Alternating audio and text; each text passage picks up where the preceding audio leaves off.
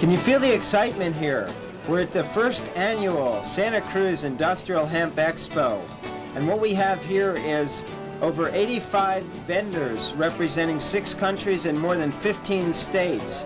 We also have a hemp house, a fashion show, and foods of all kinds, as well as over 40 speakers. What we've done is we've brought together the wide array of possibilities of industrial hemp.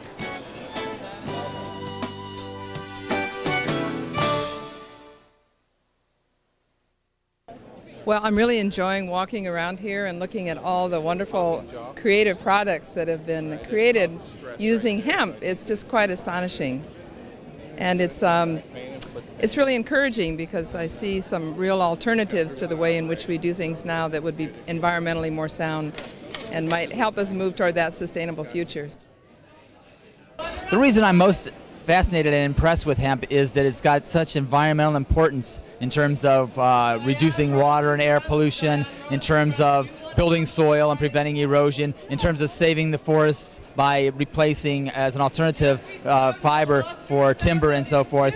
And so the fact that all of these things can be benefits to be gained while producing a versatile and highly productive crop means that the people of California can create jobs, business opportunities, and restore industry to the state with a product that has been used for tens of thousands of years, that draws upon our creativity, that solves our environmental problems, and that benefits society. So I'd say hemp is here for good. And we're here to educate, as always, the great public on the 50,000 consumer items that can come from cannabis sativa, and just about everything in your house except glass and steel, including rubber and plastics. It can be spun with wool, with cotton. It can make all of our carpets. It can make our particle board. Everything is usable in this plant. And I did an educational display showing the historical credibility of the plant, basically showing stuff like it's the first cultivated fiber crop ever.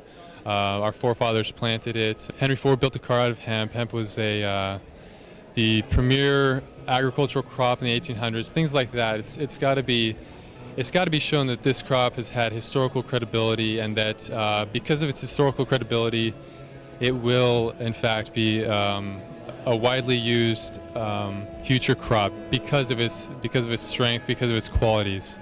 I just think it's an amazing plant. I had a pleasure doing this display. It was probably the best thing I've ever done in my life. I researched the history of hemp. There's a very vast and detailed history of hemp in the United States, especially in the eastern seaboard, up in the Boston area, where sailing was a very important part of the history. And I'm trying to reincorporate hemp into America's economy. And I do that by using Hemp Magazine as a tool to educate the people and to talk about it and to get people to write articles about hemp and to learn more about it. And what I do these days is I make some envelopes. I call them hempelopes, hemp envelopes. And what they are envelopes made out of hemp paper, like you would probably guess, but they depict scenes, various scenes of hemp history. For instance, Washington and Jefferson harvesting hemp, the Nina, the Pinta, and the Santa Maria with their hemp sails and hemp ropes, of course. The Buddha eating hemp seeds, some gentleman putting some hemp fuel in a Ford car, Queen Victoria smoking to relieve her menstrual cramps, and last but not least, Jesus shopping for hemp clothing. On the back of each envelope is a little explanation about the front, and the idea is you just place a stamp on, address it, mail it, and it goes through a lot of hands, and the praises of hemp, or the facts of hemp, get spread around in a nice, gentle way that's hopefully somewhat impressive.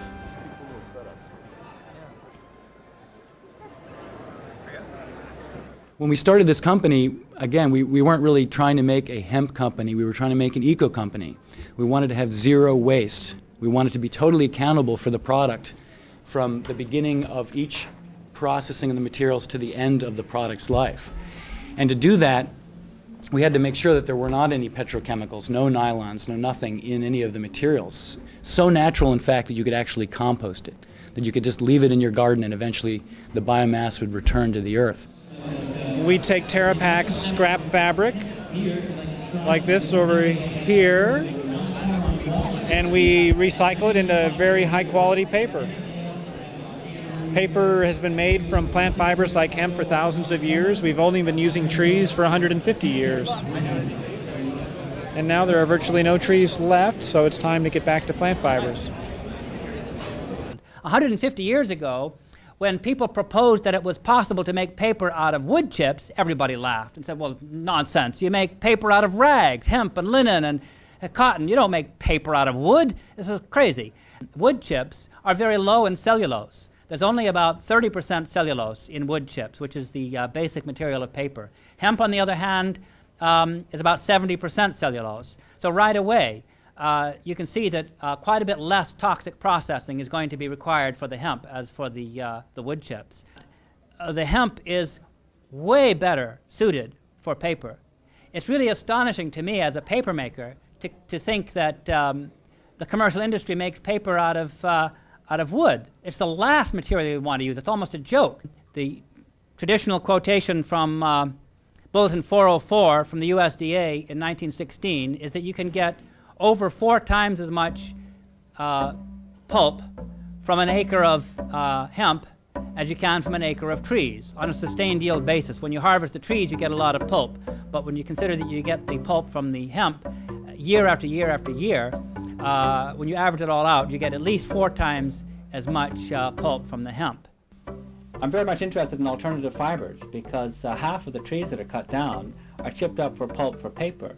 And then half of our landfills are paper products. So what this means is that we're just turning our ancient forest into landfill as fast as we can. This is really foolish because there's a much better alternative. We know that in this half of the century that paper usage has gone up by a factor of 6, that timber usage has gone up by a factor of 3. We know that there is a fiber shortage in the world now and that it is getting worse. Our need for fiber in the world is not decreasing. The computer revolution has not given us a paperless society. It's too easy to hit the print button. Everyone's using paper and we're using it more and more. So we need more fiber, a fiber source like this particular plant that's so important that can be grown in rotation with corn and soybeans and alfalfa, where we are now paying farmers not to grow anything on fields that they then have to spray with agricultural chemicals. We could be growing industrial hemp. We would reduce the weed pressure on those fields for subsequent crops, and we would be in a much better situation supplying fiber to our fiber needs. Another thing that interests me very much is using the hemp herds in particular for a building material, because when you make the hemp for paper making, when you decorticate the fiber, because only about 30% of the hemp plant is fiber, every time you get 1 bag of fiber, you get 2 bags of herds. And the best thing to do with that is to use it as a building material. I went to France and I saw what they're doing there with a process which is actually very old. They mix the hemp herds with lime and sand and a small amount of water. But the basic idea is the chemical combination between the lime, which is calcium hydroxide, and the hemp herds with a high silica content, and sand really adds to the strength of the mix. And it's really easy to do. I think it really makes sense to build right on site. You build forms out of plywood, mix up the hemp herds and lime, and put it in place. And it takes a long time to set up, actually. It might be relatively firm enough to take the forms off overnight, but it takes several weeks to really harden up, and it goes on hardening for years. In fact, the Roman aqueducts were built on this process, and they were probably actually made with hemp and lime. And some of them are still carrying water today. Also, if you're building a wall with this process, the material itself is the wall. You don't need any interior wall, you don't need an exterior wall, and you don't need insulation. It's a one-step process. Well, you can add a finish over the top, a lime and sand to make it a smooth top coat, but otherwise, the basic material provides the whole wall. This is a fossil. It's organic matter that's been mineralized into stone over a period of hundreds of thousands or even millions of years to become hard as stone. This is isochavre, a new process that takes hemp and converts it into a mineral form similar to a fossil and petrifies it in a matter of a few hours to become a hard building material. The fossils of the future and the building material of tomorrow.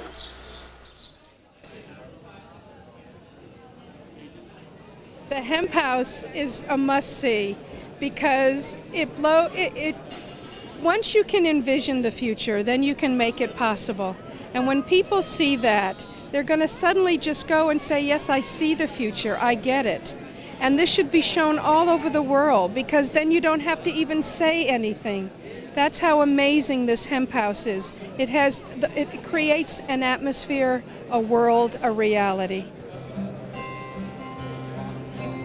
The inspiration to make the hemp house probably started well, I'm an organic farmer and I love plants. I'm fascinated by how humans interact with plants, and after reading Jack Herer's book, The Emperor Wears No Clothes, talking about many details of the hemp plant, I felt inspired to explore what can be done as far as building materials goes, and so I started researching what products are already available, and then I did some exploring with the hemp oil and the hemp tow, which is from the stalk of the hemp plant, and it's a soft cotton-like material that can be made into many forms. And I boiled the hemp oil for 10 minutes and put that on the hemp tow and realized that this is waterproof. This holds water, so on a global level, the implications of this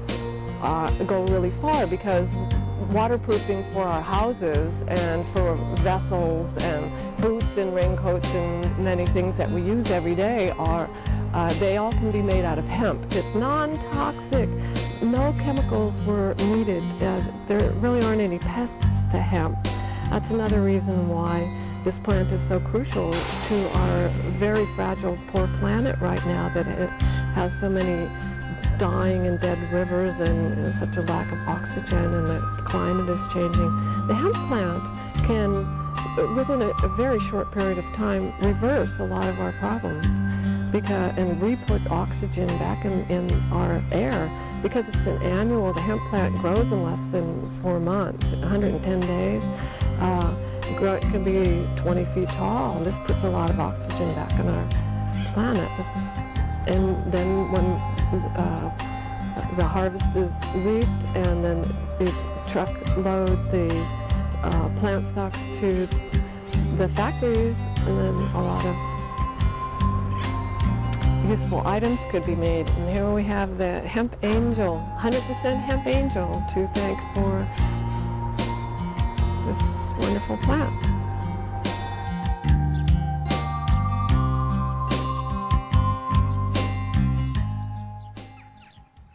I'm Jake Graves, a sixth-generation farmer in Kentucky. My son's the seventh, my grandson's the eighth. Every one of them, including me, have been able to raise hemp. My sons can't. My grandfather, my great-grandfather, my great-great-grandfather. Since 1607, I've been able to raise hemp out of when they settled in Jamestown. It's a mystery to me why a product that will feed, clothe, and shelter a human being is not available for use of anybody who wants to use it. We've been working now about 5 years intensely trying to bring to the American public the truth about this plant.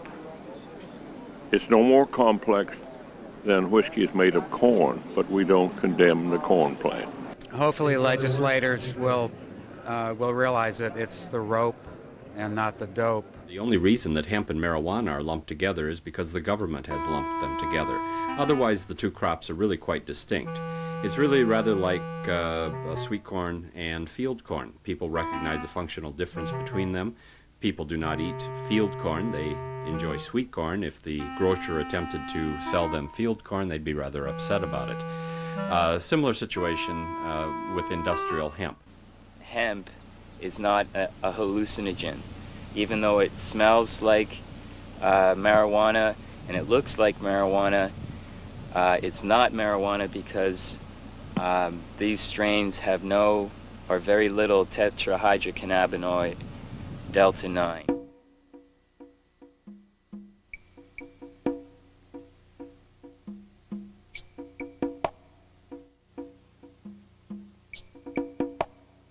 Hemp is just booming, let me tell you. I've seen it grow. We have researchers, we have publishers that publish magazines about hemp, we have publishers who publish books. You can find out all you need to know from these people. We've got manufacturers, wholesalers, distributors, retailers, and others, restaurants that serve hemp foods, and people that just want to get involved in the industry. So we're really the trade group for hemp. And we just see it's going to be great for our country. The reasons are numerous. The environment is number one, of course.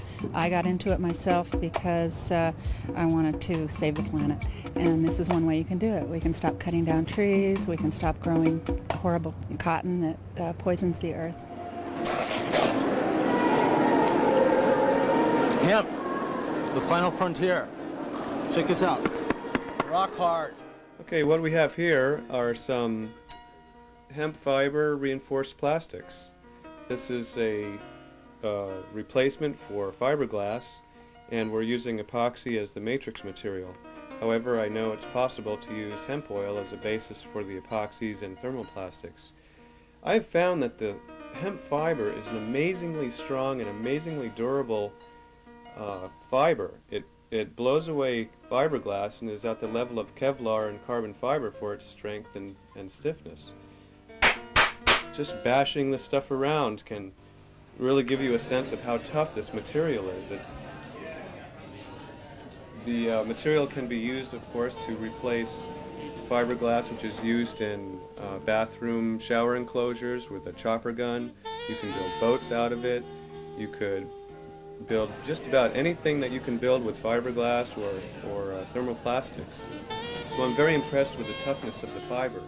It tends to hang together and be somewhat resistant to ballistic impact. In fact, I think this panel here is literally bulletproof for a .38 bullet. And this is a bicycle frame that I built for the Hemp Expo to demonstrate the strength and structural qualities of hemp fiber when used as part of a bike frame. The bamboo is also a natural material for using a bike frame. It's a wonderful tube, very light, very strong, and the hemp fiber is wonderful material to tie the bamboo tubes together. This bicycle weighs about 25 pounds. The frame alone weighs 4 pounds, which is a little lighter than the usual steel frame. The bike is designed as a hybrid commuter type bike for replacing a car. Strong stuff. The hemp fiber is a bast fiber. A bast fiber is a fiber that's found in the stalk of the plant. The fiber is on the outside in the bark, and inside is what we call the herds, and this is the woody core of the hemp plant. Now, to get the fiber, you have to separate the fiber from the woody core. And this is done through a series of steps that usually consist of a retting process and then a decortication process. The retting is the microbial breakdown of the glues that bind the fiber to the stalk or to the inner part of the stalk. Decortication is a process of separating then the herds from the fiber, and this can be broken down into a series of stages where the stalks first come into the mill. They're run through a machine which breaks the stalk. The herds are then combed out. It then goes on to a process called hackling, where they're further combed and further refined. The longer fibers are separated from the shorter fibers, and they go to various uses. Some of that can be to textile uses or cordage uses or uses such as insulation. The herds then have a number of uses. They have a content of cellulose so that they can be used as a source of cellulose. They can also be used in building materials. They can be used as a fuel source, as they were traditionally in the mills, to warm the drying tunnels which the stalks went through as they came into the mill.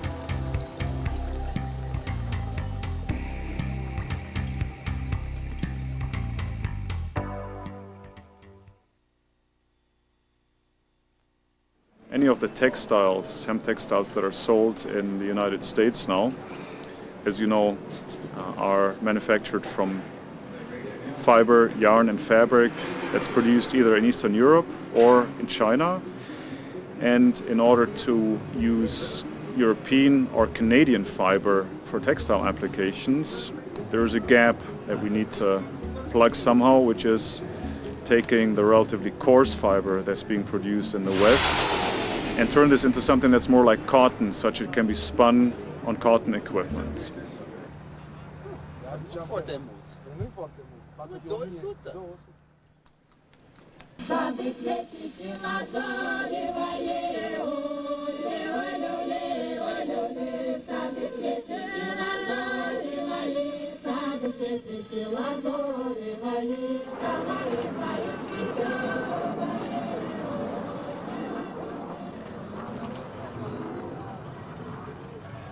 What we do is in Romania we weave fabrics and have cordage made, and we finish our fabrics and have it cut and sew. It's just really amazing what it takes to get a stalk like this into something like a cotton ball that you can spin up. What you're really going for is the gold, basically the highest grade line fiber. And once you go through all these sorting procedures, the primary processing procedures with the retting, and then the scutching, which kind of slams the stalks open and strips them clean, and then the hackling process, which is really involved and has several stages to that, you can get to the sliver into clean kind of fluffy fiber. Then you can spin it, and the technologies for spinning are similar to flax, and that's one thing that in the West can be adapted.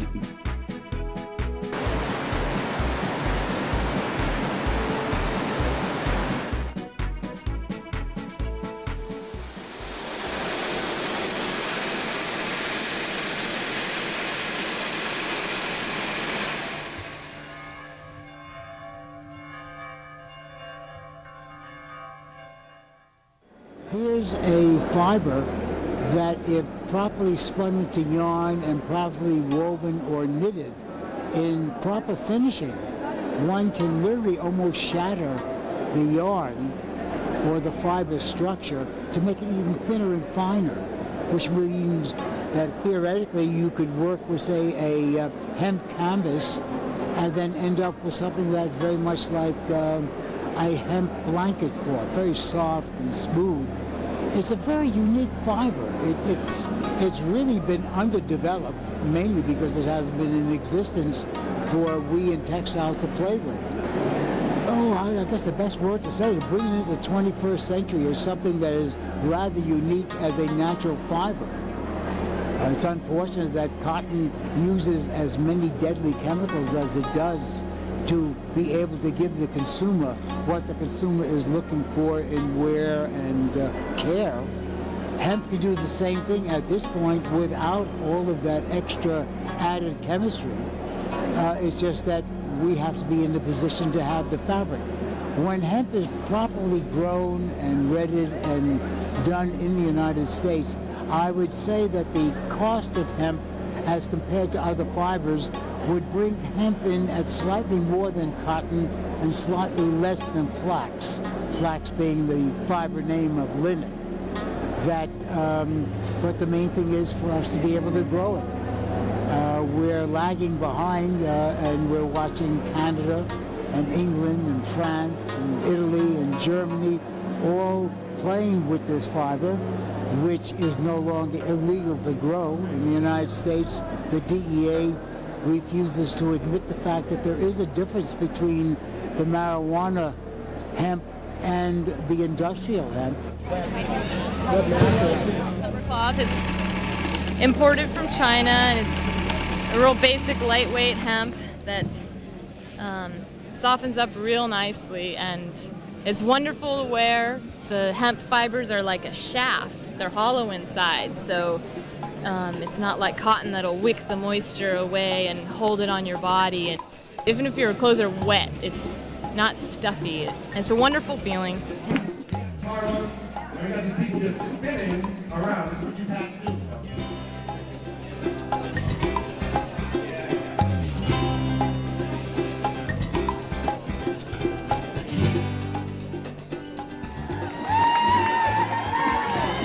It's a growing industry. It's future fiber, and people are starting to really recognize the benefits of this miracle plant. About 6 months ago, I decided that I was fed up with corporate life and working in the computer industry and as a owner of a computer company and being in business with soulless people in a soulless industry, high tech and stuff like that. And I actually had an experience where I sat down and just said, bring bliss into my life. About a week later, I met Yolanda Ledesma, who's now my business partner in Hempire, Clothing for the Soul. And I have really had a transformation in my life from corporate life to new corporate life with some spirit where my spirituality as a human being and my work can come as one, and really have found bliss not only in this partnership but in these clothes and in this industry and dealing with these people. And about 5 years ago, I found some hemp, and it really changed my life. I felt that I wanted to make a difference, and I wanted to make clothing out of hemp. So I started basically with no background in sewing, designing, and I just started making patterns and making clothing, and my very first dress was a big success. All my friends wanted one, and that's how I started. And I've been doing this for 5 years, and right around the time that I met Richard, I was getting ready to let it go because I was not able or willing to go into the business world and become a business person because I didn't have that kind of background.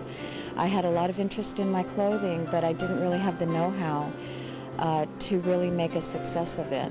And that was right around the time that I met Richard. And he saw what I did, and he said, this is good, this is wonderful, we can do something. I was at a trade show in Las Vegas called Magic, and I was working for my family business, which is an outerwear company, and we were showing there, and a friend of mine came to me with a hemp hat and said, check this out. And I looked at it, and I saw the hemp label, and I said, no, you can't do something with hemp. No, it's true. Where does it come from? China. The wheels started spinning in my head. Right then. I was on my way on a buying trip to China right after Magic. I went there, I spent a month searching for hemp. Finally, at like the last day, we actually found it. Every country in the world is going to be growing hemp before the United States does, I'm sure, because we have freedom here. So.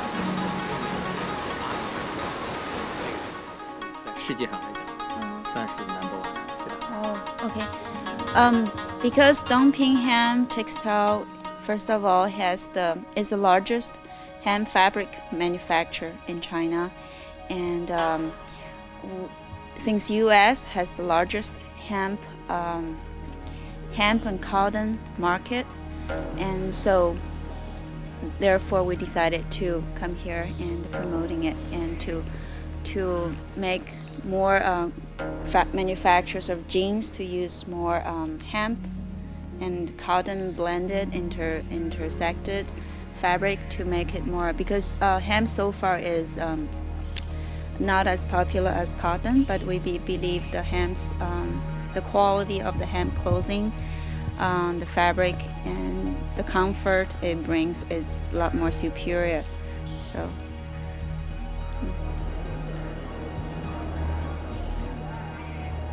mine is really a substitute for plastic and rotting cotton because hemp is naturally mold and mildew resistant. That's great. So they're not only beautiful, but they're really functional, they're long wearing, they feel great, they make wonderful bed linens.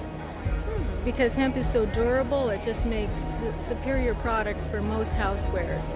I make this hammock in China for now, but eventually I would love to make them in Brazil when we legalize hemp in my country. But I have to wait for America to legalize it first, because you know, like third world countries like mine, we follow America, unfortunately.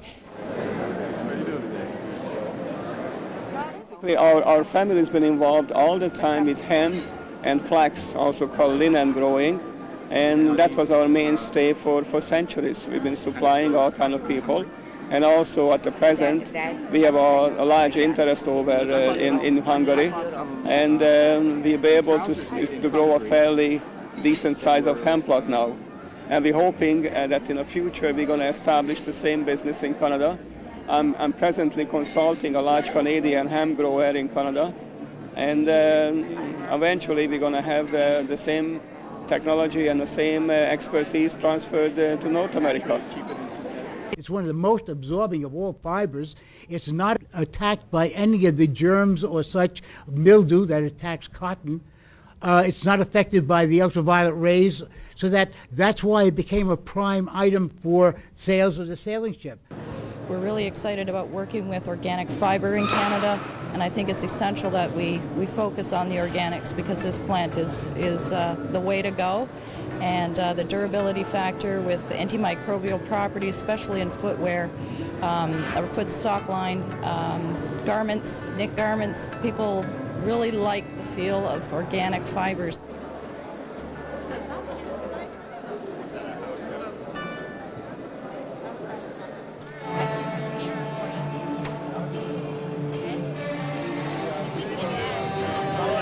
This is new. It's a knit, 95% hemp, 5% lycra, which creates a beautiful stretch to the fabric. It allows hemp to be now used in many, many more hundreds of applications in clothing. It's all about style here at Crop Circle Clothing. I think for the whole hemp industry, we got to move more into stylish clothing, high quality clothing, and push it into the mainstream. Boom. It really tickled my fancy, to be honest, to get involved with this fabric, because there was no information about it, how it needed to be constructed, how it needed to be dyed, what it needed to be made into. So to me, the whole research and development aspect was what really got me interested in dealing with that very old but brand new fabric, if you will. And I think we really have overcome a lot of obstacles to get to where we are going today. At the time when I joined Two Star Dog, there was no hemp fashion on the market. We decided we're going to take this environmental fabric and we're going to make very fashion-forward driven garments. And we wanted to make a statement with that. And in order to compete, you have to be as good as anybody else out there that makes conventional clothes.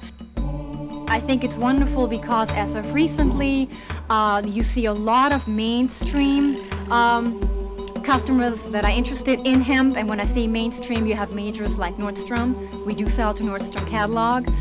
We do a lot of catalog business. There are other big name designers that have looked into using hemp, that are using hemp currently, and I think that is really encouraging for all the small people that actually have started this big movement. And look where we're going with this. You know, there is a lot of awareness going out. I want to feel good about what I'm doing, and I feel good about what I'm doing every single day, and seeing the growth and the opportunities that are coming from what was an idea 6 or 7 years ago. I think one of the biggest obstacles that we've run into manufacturing domestically is that of our competitors overseas. If somebody here is making $10 an hour, that same job overseas, that person would be getting paid 50 cents a day. And that's what we're competing against here. Our workers are all insured. There's no health insurance overseas. So when you start weighing in all of those factors, it's very difficult to compete with that. But what we have found, we have created a niche, and in that niche we have found a customer that is willing to pay that extra price for what we have to offer.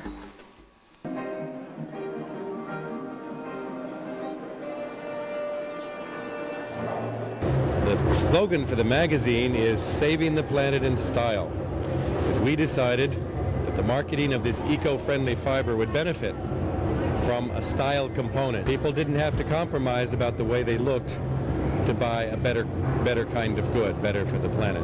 The changes we have seen in 3 years since we started, it's almost unrecognizable. We've seen an industry be born and start to walk like a small child, and we anticipate very soon it'll be running. It'll be running in several directions: fiber, food, and body products. People say hemp is the fiber of the future and so forth. Right now, hemp is business and hemp is money now.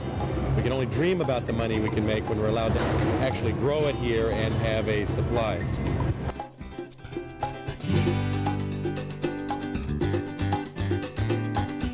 Basically, Hemp World and Hemp Pages helps people connect to each other and to sell the hemp products that they're making and to learn how to make hemp products. And it's basically an industry publication. Canada is growing this year, so we're going to be importing their fiber and oil, which is a great thing because it'll be fresher and there will be less shipping costs. There's just more new product development all the time. There's a lot of great hemp beers out on the market, which I'm excited about. And basically, I'm just waiting for someone to invent a hemp tampon.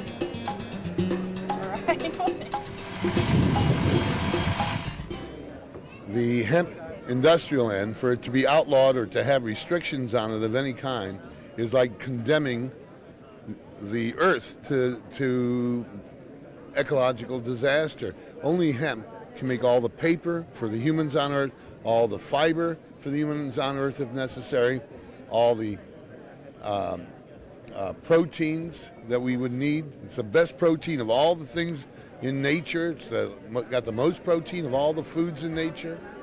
It's the healthiest thing that there is on earth to eat of the oil and of the seed. And 3.5 million plants, when you say it's the healthiest, that means overall that this is the most important single food source on earth, and it's outlawed. It all begins with the seed. The seed contains the widest spectrum of essential fatty acids which are critical to all cell functions. They help digest fats, thereby lowering cholesterol.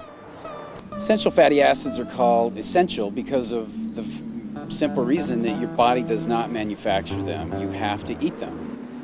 What essential fatty acids do is virtually everything in the body involves essential fatty acids. Hormone production, wound healing, cell growth, cell division, vitamin metabolism. They are literally the building blocks of life. And one of the problems with a lower fat diet that the Americans seem to strive for these days is that you're not getting those essential fatty acids. So the less fat you eat, the more you need to eat the right fat, the good fat, and that's where hemp oil comes in. It's the best fat to eat of all of them. It's a good butter substitute, as well as a salad dressing, a spread, a topping, and a dip. By the way, can you imagine making ice cream with it? It's a great way to end world starvation, get great food into our diet. It's just so very important. Right now I've made some ice cream. Nutritionally it's amazing. You know, one of the building blocks of life, building your immune system so incredibly, lets your cells communicate to fight off viruses and all that. But then also, I'll tell you, you think of this just as a survival plant, for a basic survival plant. Let's say you take 2 dozen hemp seeds, you put them in the ground, give each one a lot of room to grow, so they'll grow like into big Christmas trees. And then they all just fill with seed. Let them grow big and strong. Let them do their natural cycle. Let them just fill with seed. So all of the branches and buds just bud out with massive amounts of seed. And right there's your protein. I mean, especially for primitive people all over the world. For them to grow their protein, to be self-sufficient, it is so important.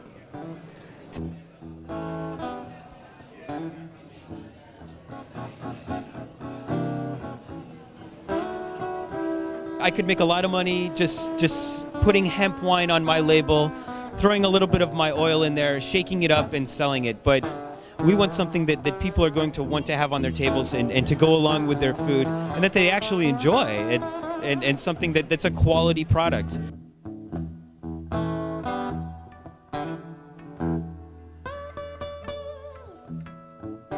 So not only are you getting real good vitamins and proteins, but you get a lot of good energy, and that's all important.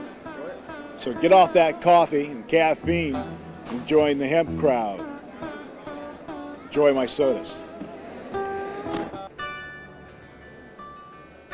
Hemp nut is shelled hemp seed, also known as dehulled or hulled hemp seed. It's 36% essential fatty acids, 31% protein. It's 40% more nutritious than even whole hemp seed because you get rid of the cellulose in the shell, thereby increasing the amount of nutrients. It can be used in any recipe. Literally, I haven't found a recipe or formula or application yet that you can't use it in. It tastes like pine nuts or sunflower seeds. It looks like sesame. It, to me, is really the soybean of the next millennium. After the oil is pressed, we're left with a seed cake. This seed cake can be made into a fine flour, which can then be made into a wide variety of products. It contains 30% protein and about 22% fiber. The hummus is made with hemp nut butter and hemp oil. The tabbouleh is made with hemp oil. The tahini dressing that goes in it is also made with the hemp nut butter. The only thing that we cook with is the hemp flour. And with that we make a variety of different things. We make mostly gravies and sauces. And of course pizza crust and bread dough.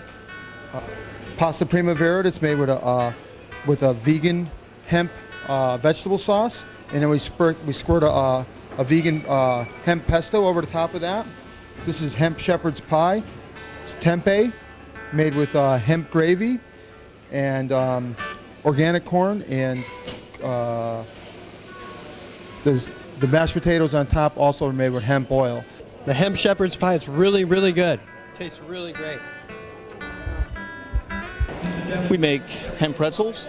They're made from the hemp seed plant.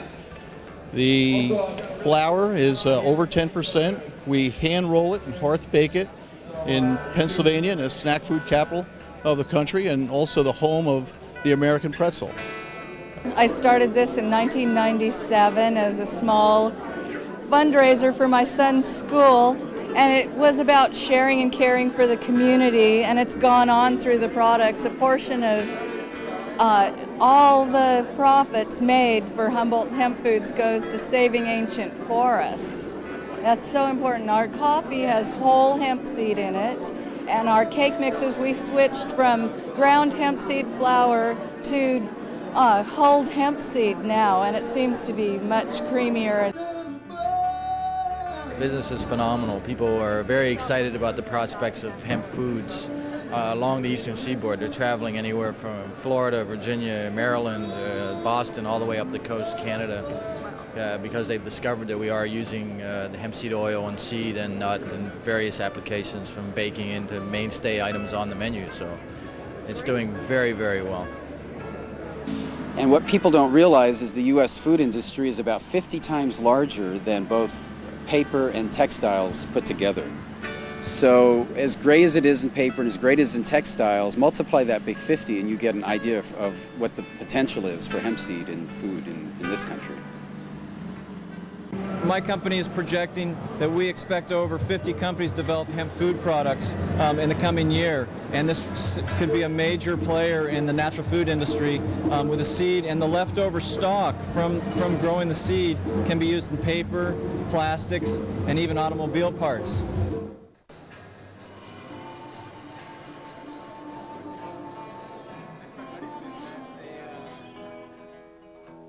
These essential fatty acids are emerging in the cosmetic industry, in lip balms, soaps, shampoo, aromatherapy products, and creams.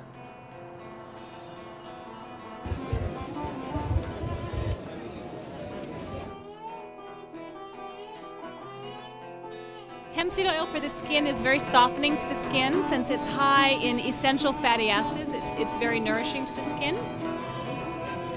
These are pure essential oils, which means they come from the immune system of the plant, and they help kill germs. They're antibacterial, fungicidal. They've been used as far back as at least 5,000 years for medicinal purposes, cosmetics. We love promoting hemp. It's just completely changed, actually, the direction of where Empress is going as a company in a very positive way.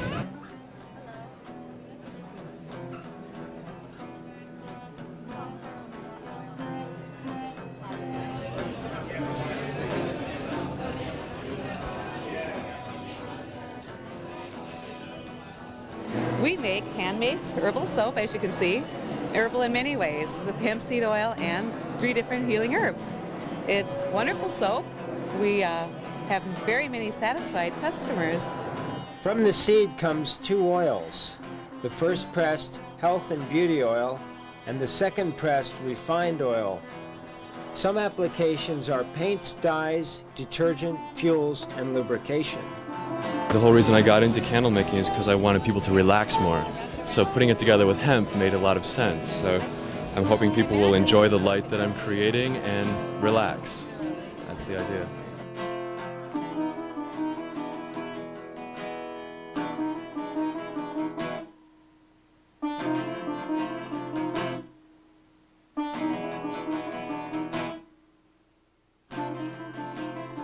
Basically, our goal is to exchange information and help accelerate the re-commercialization of industrial hemp, which is reoccurring here in North America and all over the world. When this is harvested with a forage harvester and then spun into hemp logs, what the product is then is a log that is clean burning, that is 5% ash. So when it burns, it only gives off carbon dioxide. And when the plants grow in the field, they absorb the carbon dioxide and give off oxygen. So essentially, by burning hemp logs or burning methanol or ethanol for fuel, which is made out of the internal herd, you are only creating CO2. And these plants require CO2 in order to grow. So in essence, by driving your car or burning a hemp log, you're creating CO2 that these plants need to grow, and when they grow, they give off oxygen. One of the things that's important to remember in agriculture is that a great deal of our food and fiber is being produced through the use of chemicals. Literally hundreds of millions of tons of chemicals are being applied in conventional agriculture to our ground on a yearly basis. Hemp becomes what we call a crop of transition, where it allows a farmer to make a change from conventional agriculture, which uses a lot of chemicals, to organic farming. This period usually takes about 3 years, and this is what we call transitional farming. And hemp becomes an excellent crop in that. Right now, about 70% of the ozone depletion is directly attributable to nitrate fertilizers. And so the more ground that we convert to organic, the better it is for the planet. The other thing is that hemp takes up a great deal of carbon dioxide, which gives solutions to global warming.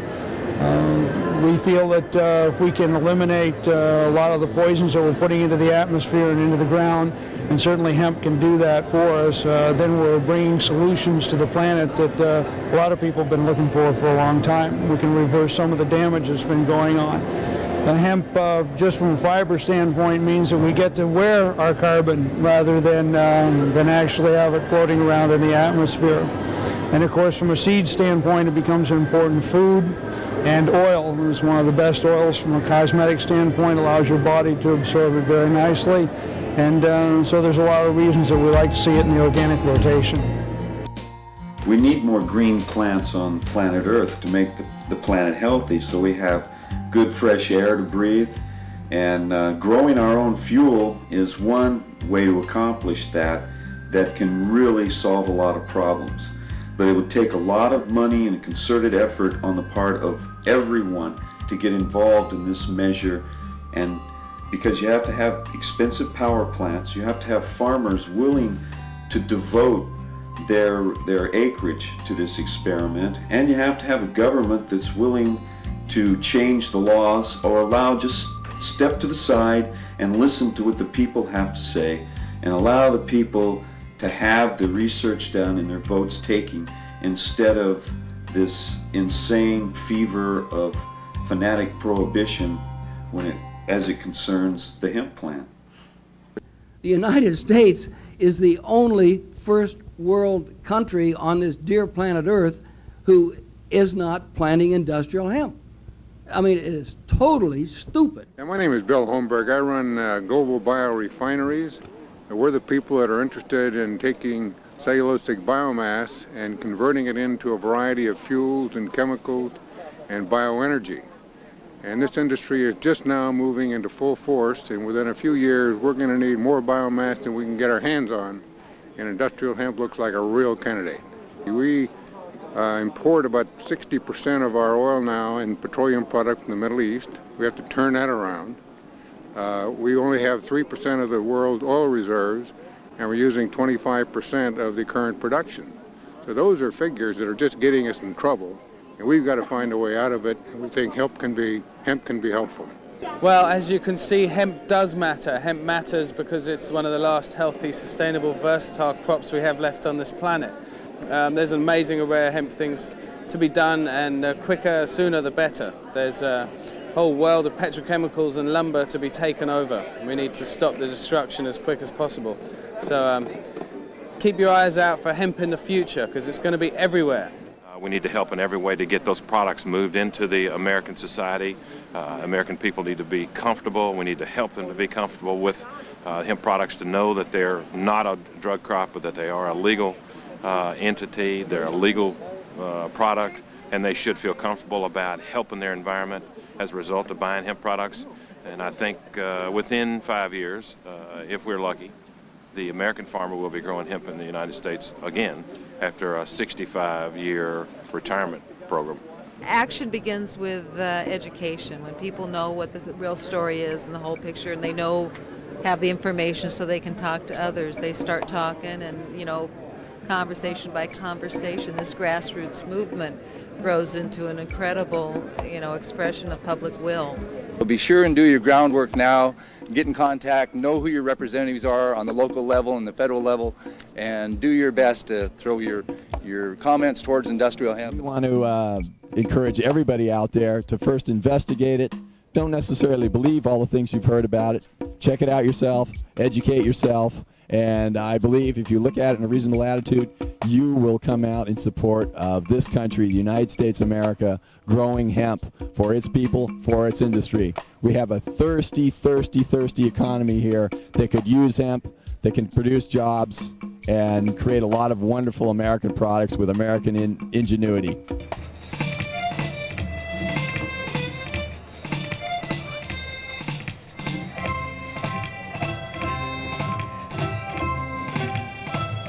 Well, what you have here is a hemp teddy bear with movable parts and made of a beautiful hemp. And he's kind of a vehicle for the message. The message is inside the hang tag. which is about awareness and spreading awareness. So the vehicle, the message, that's an environmental message about including hemp more into, sustainable living. Aware Bear. It's a great name. Thanks. The Hemp Industries Association has a website that you can check out to see all of our members. Every member has a page. It's thehia.org. Also, we have hempstores.com. We'd love all of you to go into a hemp store and touch it and feel it and see what it really is, how useful it is. And really, nothing else is going to expand hemp other than your dollars saying, yay, buy hemp.